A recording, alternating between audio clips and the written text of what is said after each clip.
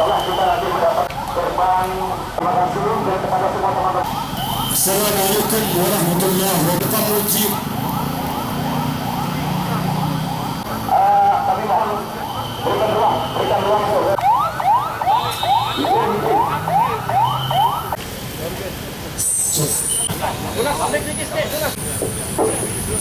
saking bumi yakin Sampul pengleser makin pengleser kami. Ampun, para orang tua kami, para penghati, bahwa kami mohon perwakilan Sayunja, kemudian 6 perwakilan, 8 perwakilan kepada Tim 1 dan NU deh. Dah hidup. Berapa? Ada NW, ada NU.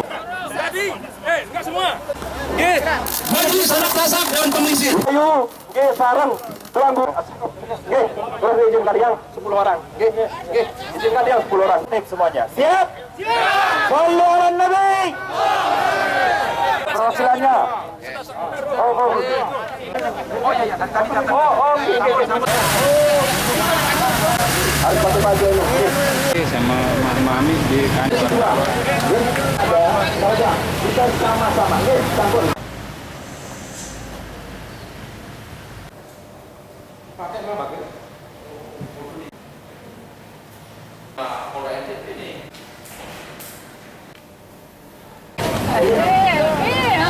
Diterima dengan baik, kasat, guru, rombong diberikan kepada kami berorasi dan dia memegang komitmen bagaimana apa yang menjadi hajat kami ini diprioritaskan dan kemudian ditindaklanjuti sesuai dengan hukum yang berlaku. Bahwa kami masyarakat Adat Sasak cinta akan kedamaian dan kita tidak ingin kedamaian yang ada di Nusa Tenggara Barat ini. Apalagi kita memahami dan memaklumi bersama bahwa 3 minggu ke depan atau 3 bulan ke depan kita akan menghadapi event besar yang mana itu menjadi target kita utama. Tentunya juga kami ingin bagaimana situasi dan kondusivitas kita akan jaga bersama-sama. Harapannya adalah kami membatasi dari semua ormas-ormas yang ada hadir di depan bapak-bapak. Kenapa? Kami juga memahami, kami juga menyadari bahwa dengan situasi dan kondisi saat sekarang ini, itulah sehingga kami membatasi. Hingga sebenarnya akan hadir adalah ribuan massa yang akan hadir. Artinya adalah ini bentuk atensi dan perhatian daripada masyarakat bumi Sasak yang artinya bahwa tersentuh, terluka, sehingga atas dasar keterlukaan itu ada pernyataan dari oknum, yakni yang bersangkutan telah melanggar etika-etika di dalam melaksanakan dakwahnya, sehingga meresahkan dan merisaukan, mengetuk hati daripada dari Sami yang ada di Majelis Adat Sasak dan seluruh ormas-ormas yang ada. Tangguh bapak-bapak, ada tujuannya adalah terhadap jamaah, terhadap kedamaian, terhadap persatuan masyarakat Lombok, masyarakat Sasak. Karena itu kami kesini tidak terprovokasi, tetapi kami menunjukkan rasa takzim kami kepada para masyayikh, para waliullah. Terima kasih. Assalamualaikum warahmatullahi wabarakatuh. Selamat siang. Jadi Mizan Kudusnya, dia adalah salah seorang yang tidak punya etika, tidak punya moral, melecehkan para ulama kita, tuan guru kita yang sudah berjasa di persada Nusantara ini. Ya. Masa kita tinggal diam? Bapak polisi harus penjarakan dia, bila perlu pancung dia. Jangan karena dia adalah salah seorang pengacau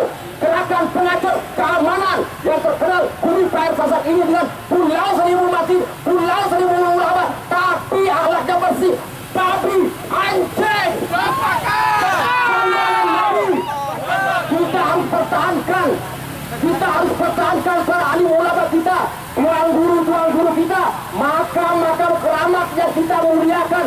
Jangan sampai dilecehkan. Bakar.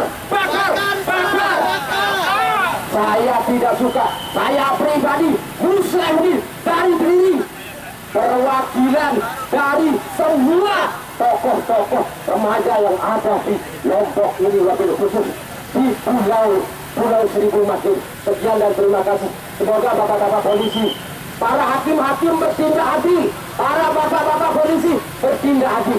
Jangan sampai tidak dipenjarakan. Kalau sampai tidak dipenjarakan, tunggu Polda ini. Tunggu Polda ini akan seperti apa? Sekian dan terima kasih. Ya.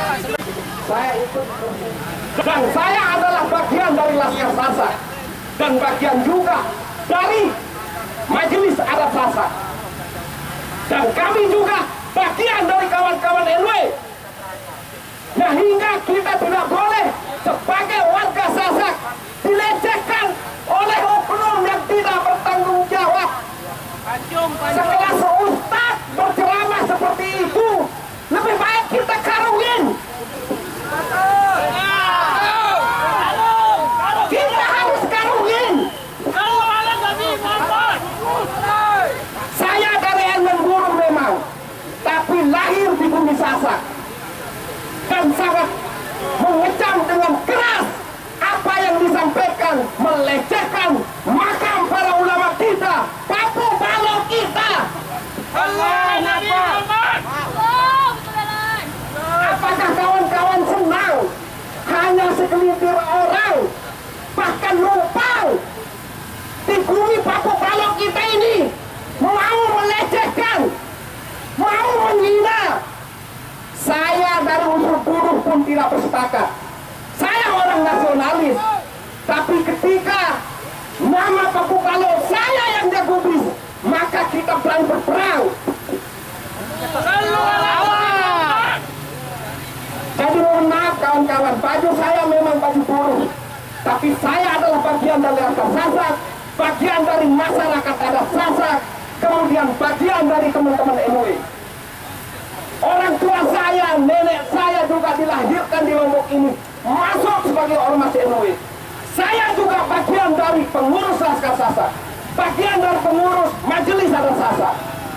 Nah, hingga saya menyampaikan kawan-kawan supaya harus ustadz yang menjelek-jelekkan dan melecehkan nama papu balok kita harus diproses secara hukum. Tapi kita juga tidak boleh main hakim sendiri. Ada penegakan hukum. Barangkali saya tidak terlalu banyak menyampaikan agar teman-teman yang lain juga bisa berorasi. Dan kita harus bersepakat kalau ustadz ini harus diproses. Dan saya jujur aja, seandainya kita berandangan berduaan, saya karungin dia. Tidak boleh kita diatur di sini. Terima kasih. Assalamualaikum warahmatullahi wabarakatuh.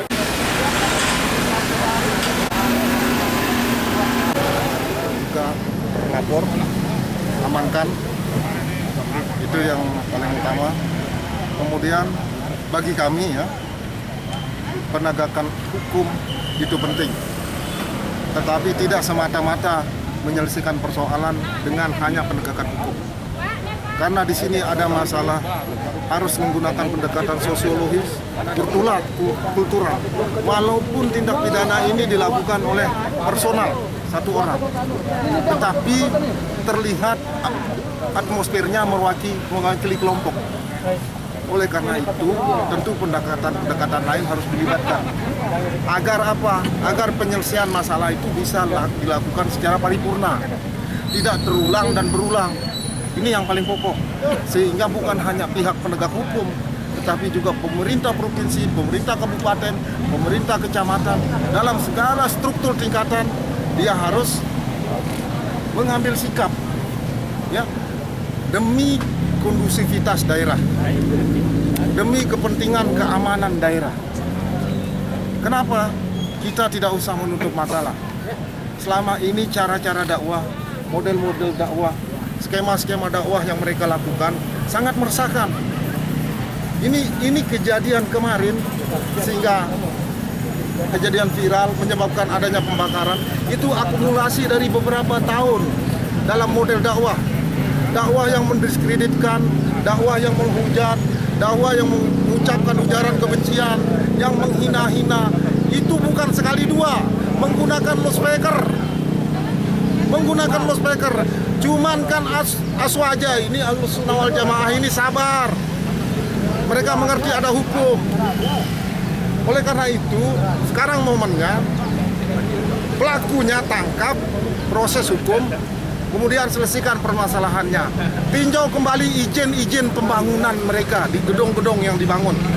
Apakah itu bertempat di komunitas-komunitas kumpulan-kumpulan Aswaja atau di tempat tertentu? Karena mereka ini eksklusif, ya. Aliran Wahabi ini eksklusif. Masjidnya saja eksklusif. Kita tidak pernah bisa sholat di sana karena lain modelnya. Tidak punya mimbar, tidak punya apa, aneh dan ajaib. Ini kan hal-hal potensi-potensi konflik yang harus kita benar-benar pikirin. Negara harus hadir. Negara harus bertindak kalau mau melihat kondusivitas dan keamanan terjaga. Karena ini sudah tidak bisa ditolerir. Viral ini mungkin ini hal yang kebetulan, tapi kejadiannya ini tidak mungkin sekali dua seperti ini model dakwah. Ini yang kita sayangkan. Oleh karena itu, kami menuntut juga hentikan kegiatan dakwah mereka per hari ini. Setiap izin yang diberikan kepada mereka untuk melakukan dakwah, melakukan ceramah-ceramah dicabut, tidak diberikan izin sampai keadaan benar-benar kita rasakan kondusif kembali. Jadi ini yang kita harapkan, kita turun untuk menyuarakan ini. Kami ormas terbesar di NTB, tentu kami dapat merasakan apa yang dirasakan oleh jamaah kami di bawah. Hingga kami datang menemui yang berwenang untuk melakukan tindakan cepat. Ini yang paling penting. Saya kira ini yang paling penting, ambil tindakan cepat, kaji ulang semuanya. Masjidnya ya jangan dibiarkan tumbuh berkembang di pusat-pusat jamaah Aswaja. Tidak mungkin orang yang manhatnya beda berada dalam satu komunitas manhat yang lain tidak bergesekan. Ini tidak mungkin. Logikanya di mana? Pihak perizinan dengar ini, baik provinsi maupun kabupaten. Itu tidak ada logika sama sekali. Ya? Oke, terima kasih ya. Sebagai apa Bang Iwan ditaruh di sana, Bang? Saya sebagai Ketua Lembaga Bantuan Hukum Nahdlatul Ulama. Oke. Kemudian beberapa ormas lainnya, Dir, Krimsus langsung. Kita semua tadi sudah menyampaikan laporannya juga sudah diserahkan, sudah menyampaikan keluh kesahnya dan juga harapannya agar diproses sesuai dengan hukum yang berlaku. Kemudian juga mengharapkan agar seluruh masyarakat tenang, hampir semua ormas menyampaikan begitu, agar menyampaikan seluruh masyarakat tidak boleh melakukan hal-hal yang bersifat anarkis, serahkan kepada APH atau aparat penegak hukum untuk menindaklanjuti. Mari kita kawal, dan tentu saya berharap pada pimpinan kita di daerah, Bapak Gubernur, Ketua DPRD juga ikut mengawal agar tidak terjadi hal-hal yang tidak kita inginkan di luar koordinasi dan kendali kita. Saya kira demikian yang dapat saya sampaikan, mudah-mudahan diberkahi oleh Allah SWT. Maksudnya dalam artian pidana atau masuk ke mana? Nanti APH yang akan menentukan pasal dan deliknya seperti apa. Tuan Guru, apa yang dijanjikan sama Pak Dir Krimsus terhadap kasus ini? Kenapa? Apa yang dijanjikan sama Pak Dir Krimsus? Ya, Polda menyampaikan tentu akan mengawal sesuai dengan apa yang diharapkan oleh masyarakat. Maksudnya ini ada beberapa ormas juga mendesak agar Ustadz Iya, tapi kan ditangkap, ada seperti prosedurnya kan, ada prosedur mekanisme itu. yang Ada harus. deadline waktu enggak terhadap pihak kepolisian maksudnya? Kenapa? Ada deadline waktu enggak terhadap pihak kepolisian? Hal itu tidak terbahas. Yang penting hari ini masyarakat harus kondusif, itu saja yang terpenting. Berani menjamin masyarakat tidak anarkis ini karena sebuah ekspektasinya di Nah, lapangan. itulah tugas kita masing-masing dari NU, NW, NWDI, Muhammadiyah, dan seluruh ormas, LSM juga. harus menyampaikan ke seluruh masyarakat bahwa kita serahkan sesuai dengan prosedur yang berlaku di negara kita kepada kepolisian. Selanjutnya kita akan kawal bersama-sama. Ada informasi terkait penyerangan yang kita tidak masuk ke ranah crime-nya, tapi hari ini adalah kita masuk ke ranah pelaporan. Jangan terprovokasi oleh potongan video tersebut. Tentunya potongan video ini ada maksud dan tujuan tertentu untuk memancing emosi warga.